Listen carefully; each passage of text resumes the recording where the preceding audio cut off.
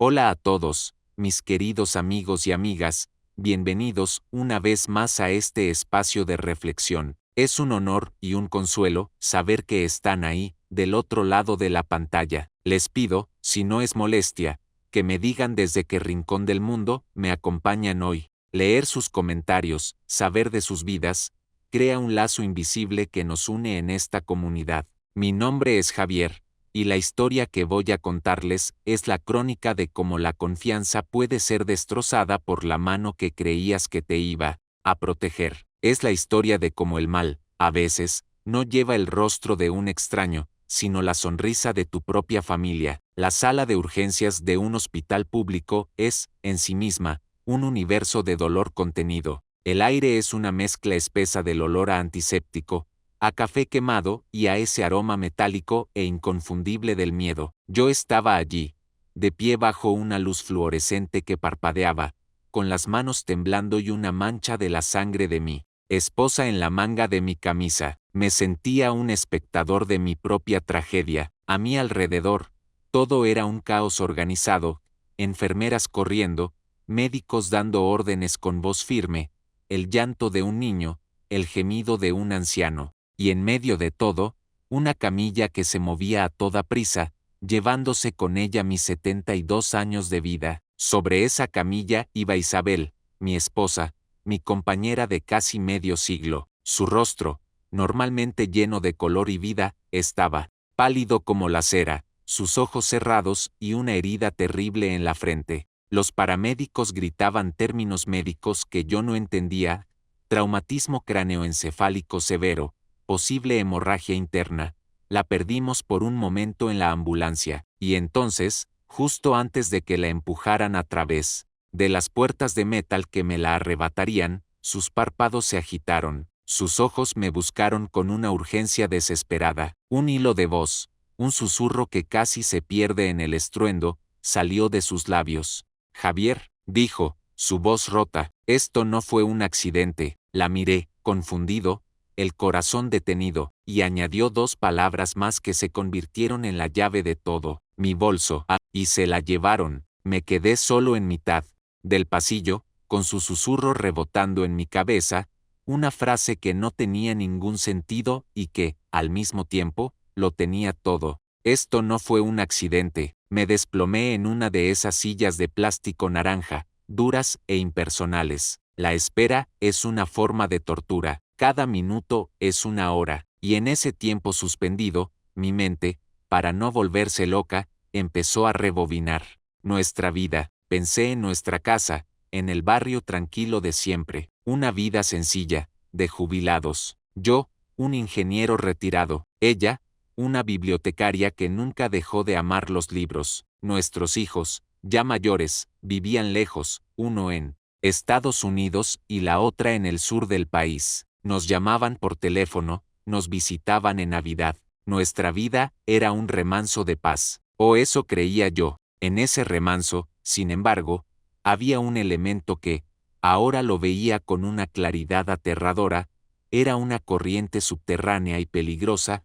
Nuestro sobrino, Daniel. Daniel era el único hijo de la hermana menor de Isabel, fallecida trágicamente en un accidente de coche cuando él apenas tenía 20 años. Desde ese día, nosotros lo acogimos. Era más que un sobrino, era el hijo que teníamos cerca, y lo malcriamos, lo reconozco. Era un muchacho encantador, de sonrisa fácil y palabra dulce, siempre con proyectos grandiosos, con ideas de negocio que prometían el mundo. Tío Javier, tía Isabel, esta vez sí, es una oportunidad de oro, nos decía, y nosotros, sobre todo yo, caíamos una y otra vez. Un pequeño restaurante que fracasó, una importadora de productos chinos que nunca despegó, una aplicación para móviles que nadie descargó. Cada fracaso venía acompañado de una nueva petición de préstamo, un dinero que sabíamos que nunca volvería. Isabel, con su intuición afilada,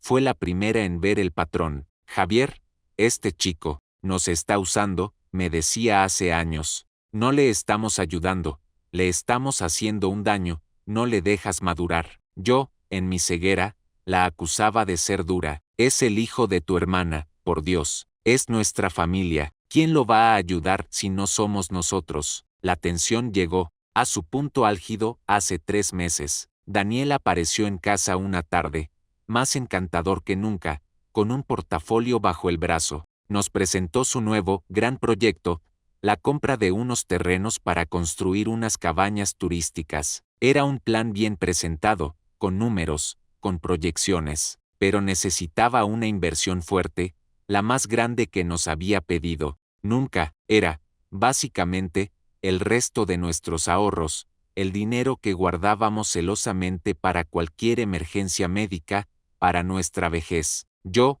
a pesar de todo, sentí el viejo impulso de apoyarlo. Vi en sus ojos el reflejo de mis propias ambiciones de joven, pero Isabel, por primera vez, se plantó con una firmeza de acero. No, Daniel, le dijo con una calma que helaba, se acabó, no habrá más dinero. La reacción de Daniel fue aterradora, su máscara de encanto se resquebrajó, y por primera vez vimos un destello de una frialdad, de una rabia que no conocíamos. Pero tía, es una inversión segura, se los devolveré con intereses, insistió. He dicho que no, repitió Isabel. La discusión que tuvimos esa noche, después de que Daniel se fuera dando un portazo, fue la peor de nuestros 48 años de matrimonio. No puedo creer tu dureza, le grité, es el hijo de Adela. Ella me miró, con los ojos llenos de lágrimas de frustración. Y tú no puedes creer que nos está manipulando. No es un niño, Javier,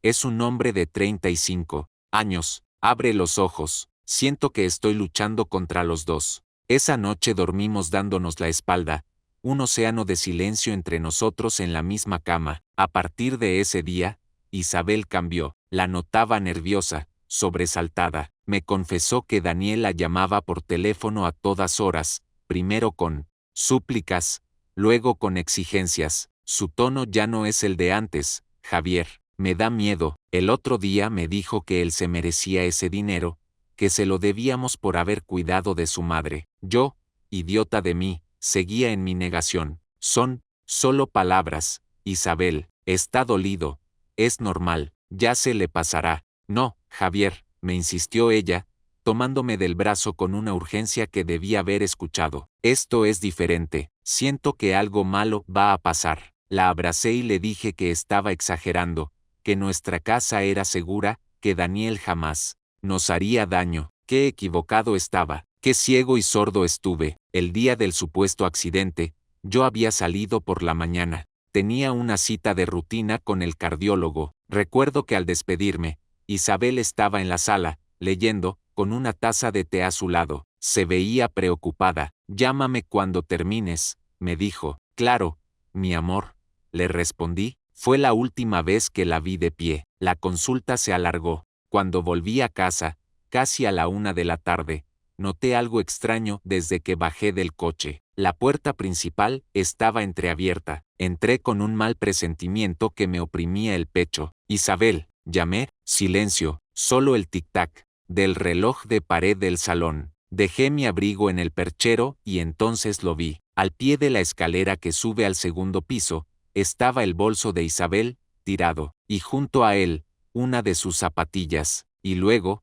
la vi a ella. Estaba tendida en una posición antinatural, la cabeza apoyada en el último escalón, un hilo de sangre manchando la alfombra clara. El mundo se detuvo, el tiempo se congeló en un grito que no pude emitir. Corrí hacia ella, le tomé el pulso, que era débil y rápido. Llamé a la ambulancia con manos que no me obedecían. El resto fue una pesadilla borrosa, sirenas, paramédicos, y susurros de gravedad que me trajeron de vuelta a este pasillo de hospital. Familiares de la señora Isabel Rojas, una enfermera joven, con cara de cansancio, me sacó de mis recuerdos. Me levanté de un salto. Soy su esposo. Ella me miró con compasión. Su esposa ha salido de cirugía. Fue una operación larga y complicada. La hemorragia era severa. Ahora mismo está en la unidad de cuidados intensivos. Su estado es crítico, pero estable. Las próximas 48 horas son cruciales. Asentí, incapaz de hablar. ¿Trajo sus pertenencias?, preguntó. Recordé su bolso. Se lo habían dado a ella en una bolsa de plástico transparente. Sí, Aquí está. Ella me entregó la bolsa. Quizás quiera guardarlo. Tomé la bolsa con una sensación de reverencia. Era el bolso de Isabel, un objeto cotidiano que ahora parecía un artefacto sagrado. Recordé sus palabras. Mi bolso. Regresé a mi silla, a mi isla de plástico naranja. Mi mente era un torbellino. Esto no fue un accidente. ¿Qué era? Quería decir, ¿se resbaló? ¿Se mareó? ¿O acaso? No me atrevía a completar el pensamiento. Mis manos, temblando incontrolablemente, abrieron la cremallera del bolso. Dentro estaba lo de siempre, su monedero, sus lentes para leer, un pañuelo con sus iniciales bordadas, su olor a lavanda, pero había algo más, un objeto pequeño, metálico y rectangular que yo no reconocí al principio. Era una grabadora,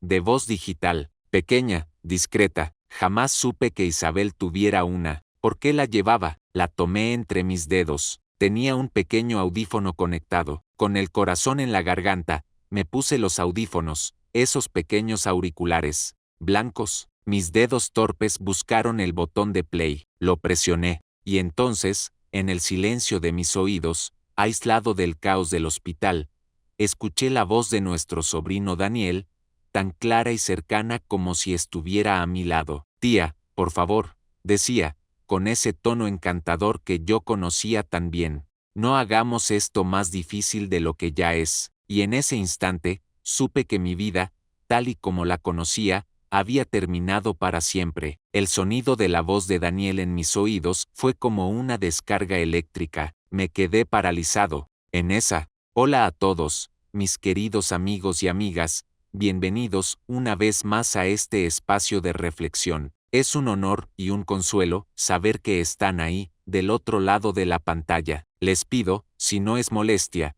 que me digan desde qué rincón del mundo me acompañan hoy. Leer sus comentarios, saber de sus vidas, crea un lazo invisible que nos une en esta comunidad. Mi nombre es Javier, y la historia que voy a contarles es la crónica de cómo la confianza puede ser destrozada por la mano que creías que te iba a proteger. Es la historia de cómo el mal, a veces, no lleva el rostro de un extraño, sino la sonrisa de tu propia familia. La sala de urgencias de un hospital público es, en sí misma, un universo de dolor contenido. El aire es una mezcla espesa del olor a antiséptico, a café quemado y a ese aroma metálico e inconfundible del miedo. Yo estaba allí, de pie bajo una luz fluorescente que parpadeaba, con las manos temblando y una mancha de la sangre de mi esposa en la manga de mi camisa. Me sentía un espectador de mi propia tragedia. A mi alrededor, todo era un caos organizado, enfermeras corriendo, médicos dando órdenes con voz firme, el llanto de un niño, el gemido de un anciano, y en medio de todo, una camilla que se movía a toda prisa, llevándose con ella mis 72 años de vida. Sobre esa camilla iba Isabel, mi esposa, mi compañera de casi medio siglo. Su rostro, normalmente lleno de color y vida, estaba pálido como la cera, sus ojos cerrados y una herida terrible en la frente. Los paramédicos gritaban términos médicos que yo no entendía: traumatismo cráneoencefálico severo, posible hemorragia interna. La perdimos por un momento en la ambulancia, y entonces, justo antes de que la empujaran a través de las puertas de metal que me la arrebatarían, sus párpados se agitaron, sus ojos me buscaron con una urgencia desesperada. Un hilo de voz, un susurro que casi se pierde en el estruendo, salió de sus labios.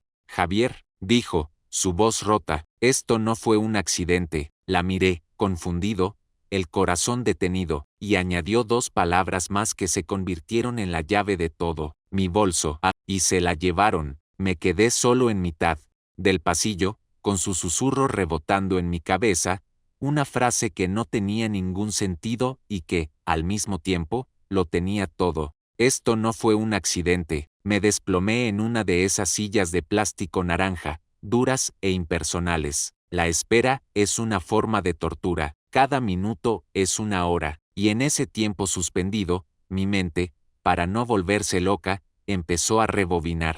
Nuestra vida. Pensé en nuestra casa, en el barrio tranquilo de siempre, una vida sencilla, de jubilados. Yo, un ingeniero retirado. Ella, una bibliotecaria que nunca dejó de amar los libros. Nuestros hijos, ya mayores, vivían lejos, uno en Estados Unidos y la otra en el sur del país. Nos llamaban por teléfono, nos visitaban en Navidad. Nuestra vida era un remanso de paz. O eso creía yo. En ese remanso, sin embargo, había un elemento que, ahora lo veía con una claridad aterradora, era una corriente subterránea y peligrosa.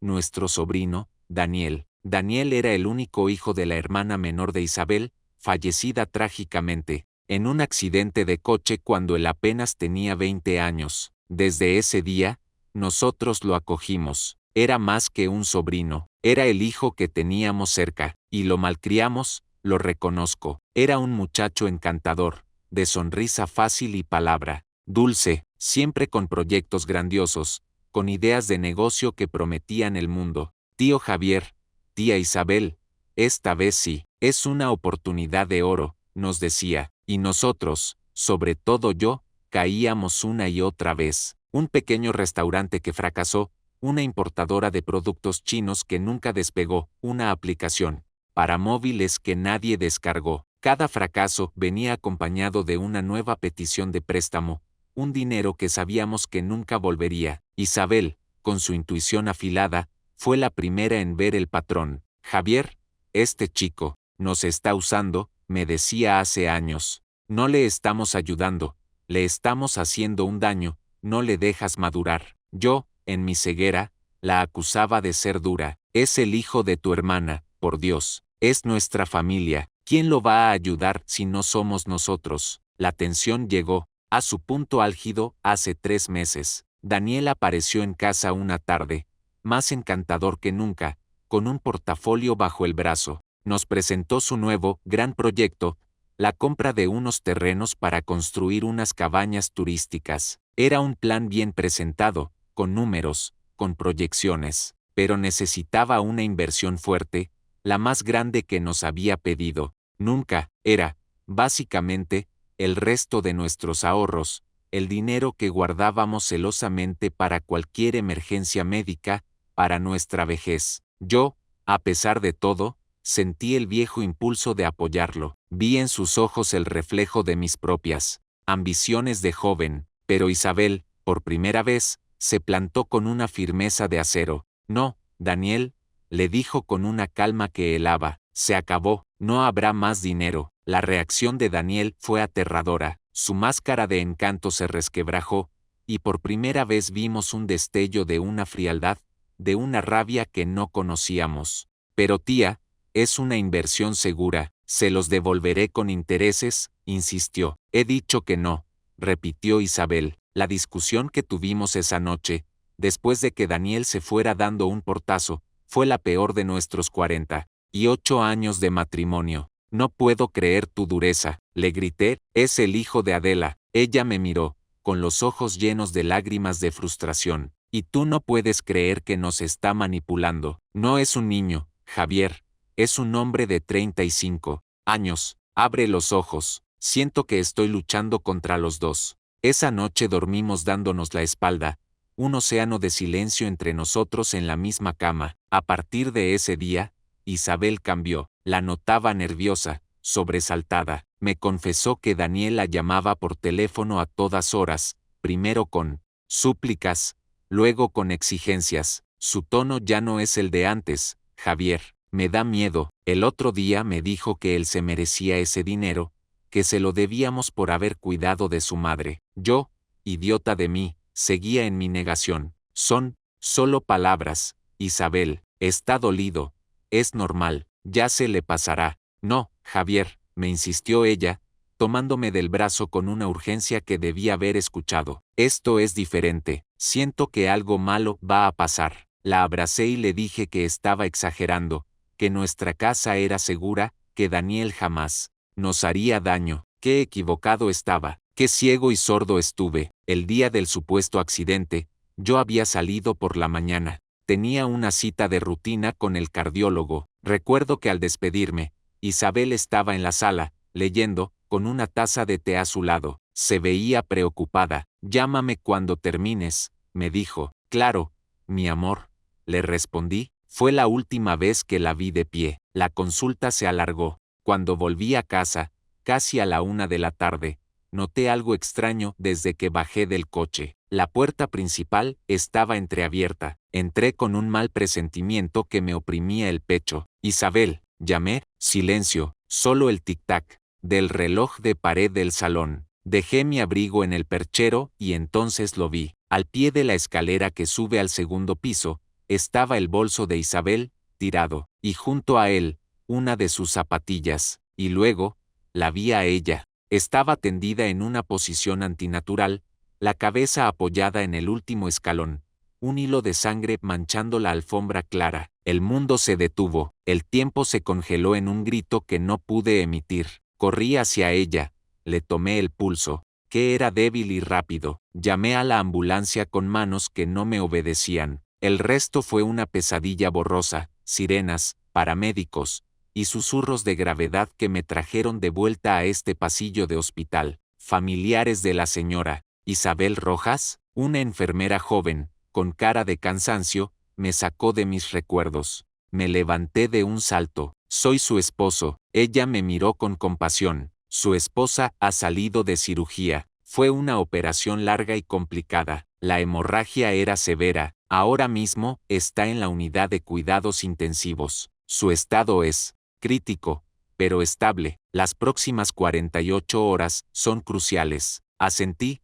incapaz de hablar. ¿Trajo sus pertenencias?, preguntó. Recordé su bolso. Se lo habían dado a ella en una bolsa de plástico transparente. Sí, aquí está. Ella me entregó la bolsa. Quizás quiera guardarlo. Tomé la bolsa con una sensación de reverencia. Era el bolso de Isabel, un objeto cotidiano que ahora parecía un artefacto sagrado. Recordé sus palabras. Mi bolso. Regresé a mi silla, a mi isla de plástico naranja. Mi mente era un torbellino. Esto no fue un accidente. ¿Qué era? Quería decir, ¿se resbaló? ¿Se mareó? ¿O acaso? No me atrevía a completar el pensamiento. Mis manos, temblando incontrolablemente, abrieron la cremallera del bolso. Dentro estaba lo de siempre, su monedero, sus lentes para leer, un pañuelo con sus iniciales bordadas, su olor a lavanda. Pero había algo más. Un objeto pequeño, metálico y rectangular que yo no reconocí al principio. Era una grabadora, de voz digital, pequeña, discreta. Jamás supe que Isabel tuviera una. ¿Por qué la llevaba? La tomé entre mis dedos. Tenía un pequeño audífono conectado. Con el corazón en la garganta, me puse los audífonos, esos pequeños auriculares, blancos. Mis dedos torpes buscaron el botón de play. Lo presioné, y entonces, en el silencio de mis oídos, aislado del caos del hospital, escuché la voz de nuestro sobrino Daniel, tan clara y cercana como si estuviera a mi lado. Tía, por favor, decía, con ese tono encantador que yo conocía tan bien, no hagamos esto más difícil de lo que ya es. Y en ese instante, supe que mi vida, tal y como la conocía, había terminado para siempre. El sonido de la voz de Daniel en mis oídos fue como una descarga eléctrica. Me quedé paralizado. En esa